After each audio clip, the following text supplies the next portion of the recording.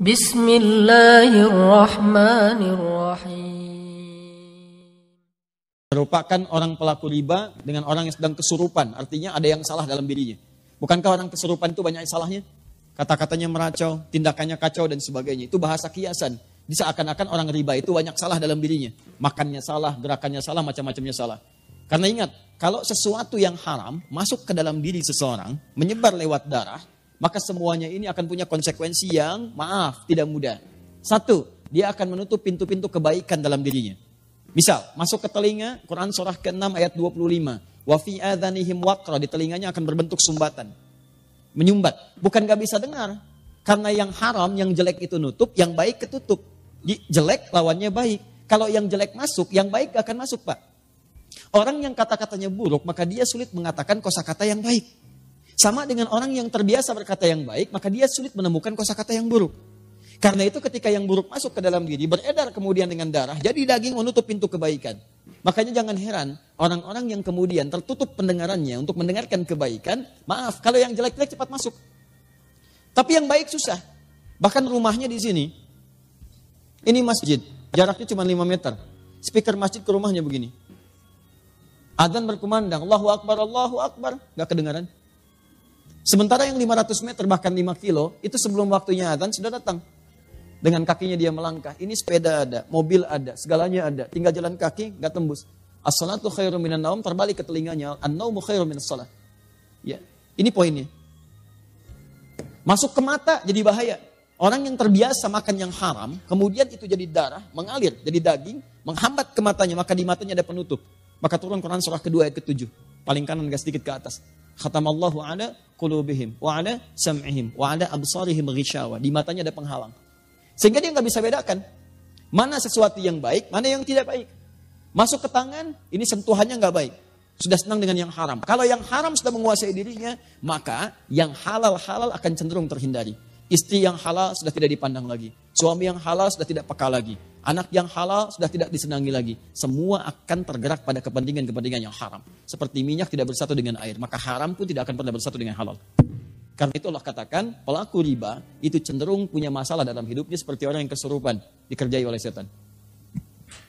Kemudian sampai ke ayat Quran surah kedua, ayat 278-nya diminta untuk bertobat. Kemudian ayat 279-nya diminta untuk kemudian oleh Allah Subhanahu wa taala dengan ancaman yang kuat, kalau tidak mau bertobat maka Anda seakan-akan mengajak perang dengan saya dan Rasul. Maaf ya Bu ya, Pak ya. Anda dengan manusia saja kalau orang kuat sulit untuk mengalahkannya. Sekarang pengen ngajak perang dengan Allah. Maaf, kalau Anda punya masalah dengan manusia, saya punya masalah dengan orang Bandung, saya pindah ke Jakarta. Saya punya masalah dengan orang Indonesia, saya pindah ke Malaysia. Saya punya masalah dengan orang Asia, saya pindah ke Eropa. Tapi Anda punya masalah dengan Allah, mau lari kemana? Itu poinnya. Maka saya belum bicara tentang hukum, saya ingin bicara pertama tentang riba. Riba itu jelas haram. Riba sama dengan haram. Tahan? Maka segala unsur yang terkait dengan riba, semua keterangannya lewat hadis Nabi SAW. Baik pelakunya, baik pemberinya, baik pencatatnya, baik saksinya, dia dilaknat oleh Allah Subhanahu wa taala dan Rasulnya. Tetap mendapatkan hukuman yang sama, haram.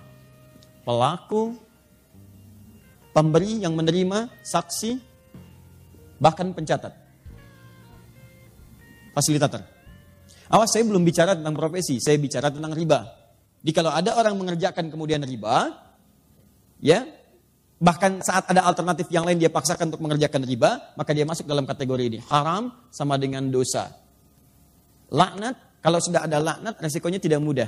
Laknat itu resikonya paling dahsyat itu neraka jahanam. Baik, Ibu tahu neraka yang paling ringan? Tadi kalau Bapak baca Quran, naik sedikit ke ayat 56 ya, An-Nisa 56 itu neraka yang paling ringan. Paling kanan sebelah atas. Innal ladzina kafaru bi ayatina saufa nuslihim nara. Orang-orang yang sulit diingatkan oleh kami melakukan dosa-dosa, tapi dosanya yang standar, yang biasa-biasa, itu dosa juga. Kemudian dia kerjakan itu melewati amal solehnya kemudian turun, amal salahnya naik. Masuk dia ke neraka yang paling ringan, saufa nuslihim nara. Kami tarik ubun-ubunnya. Nusli itu dicelupkan seperti bikin teh celup. Pernah bikin teh celup? Ya nanti coba ke ruang makan, ambil celupan, masukkan. Teh celup itu kan celupkan, angkat ya. Nah, nanti ada orang ditarik ubun-ubunnya dicelupkan ke neraka. Kullama nadijat juluduhum, setiap dicelupkan hancur semua tubuh dan kulit-kulitnya. Kenapa kulitnya disebutkan? Karena kulit indera perasa yang paling kuat. Jadi kalau ada orang dipukul, kena kulit, atau dicambuk, kena kulit, cambukan pertama pasti sakit luar biasa. Karena kulitnya masih ada. Selanjutnya, cambuk. Ketika mengelupas akan berkurang rasa sakitnya. Makanya kata Allah, ketika kami celupkan hancur dengan kulitnya, kemudian baddalnahum juludan ghairaha. Kami angkat, kami sembuhkan lagi. Sehingga kulitnya tumbuh lagi. Liyadzuqul adab, supaya merasakan adab seperti serupa tadi. Tidak berkurang sakitnya. Itu sekali celup, Pak, satu harinya sama dengan 1000 tahun. Satu detiknya sama dengan 48 hari. Kalau mau coba silakan aja. Ini yang paling ringan. Nah, orang yang dilaknat oleh Allah, itu muara paling dahsyatnya Jahannam. Neraka Jahannam. Dari mana taunya? Buka Quran misalnya, teman-teman sekalian, An-Nisa, Quran surah keempat, dari ayat 92 sampai 93. Begitu masuk 93, Allah menerangkan tentang pembunuhan berencana. Lihat kalimatnya. Wa may yaqtul mu'minan muta'ammida. Siapa yang sengaja merencanakan pembunuhan, apalagi kemudian menimpa satu orang beriman, fajaza'uhu jahannam, maka balasannya neraka Jahannam. Perhatikan, wa ghadiballahu alaihi, Allah murka kepadanya, wa la'anahu, dan dilaknat oleh Allah. Laknat disandingkan dengan neraka Jahannam di ayat ini. Ya, jangan lihat contoh kasus pembunuhannya. Lihat kemudian pengertian hukumannya. Kata Allah, masuk neraka Jahannam, kemudian dibenci oleh Allah, dimurkai, kemudian mendapatkan laknat. Di laknat itu ketika turun dari Allah, maka muaranya bersamaan dengan neraka Jahannam. Lihat persamaannya. Nah, sekarang dalam kasus riba ini, orang yang sengaja mengerjakan riba, maka akan dilaknat oleh Allah. Maka saat kembali kemudian kepada Allah, kalau dia tidak bertobat, maka muaranya neraka Jahannam. Karena itu hati-hati kalau Anda ikut taklim dan sebagainya, mengajak kepada melukai orang lain, apalagi sampai kemudian mengeksekusi orang, bom sana, bom sini, awas dengan ketentuan yang menyalahi syariat, maka hati-hati. Tidak ada satupun orang beriman yang bercita-cita masuk neraka Jahannam. Saya saat terjadi bom di Jalan Tamrin itu, Bu, saya sedang di Lampung, Pak. Kejadian langsung saya ditanya, Ustaz, apakah bom di Jalan Tamrin termasuk jihad fisabilillah? Saya jawab, Pak, sependek pengetahuan saya, jihad fisabilillah itu jihad di jalan Allah, bukan di Jalan Tamrin.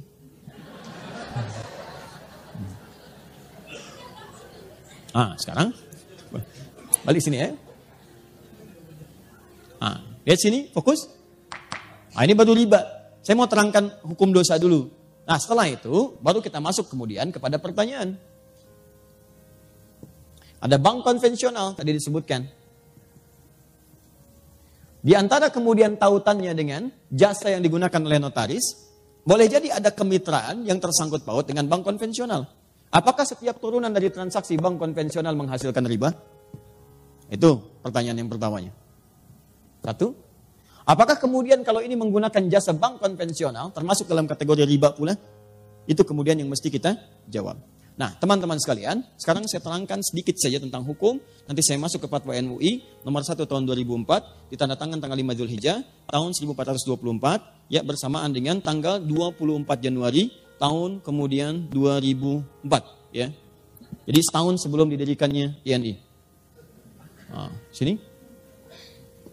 Tahan, fokus ini. Pertama, lihat sini. Riba sama dengan haram. Haram itu hukum, ada 5 hukum dalam Islam di usul fikih. 1 haram, kedua kemudian ada halal, ketiga ada mubah, keempat ada sunnah, kelima ada makruh. Baik, hukum ini akan selalu terkait berkelindan dengan perbuatan, bukan barang. Ingat, perbuatan. Setiap ada perbuatan, maka melekat hukum di dalamnya. Hukum sama dengan perbuatan. Ingat ya, bukan barang ya, bukan barang. Jadi semacam istilah uang haram, sebetulnya bukan uang yang haram. Tapi perbuatan yang menjadikan uang itu sulit untuk digunakan pada aspek-aspek yang baik. Nah sekarang, kaidah selanjutnya, fokus.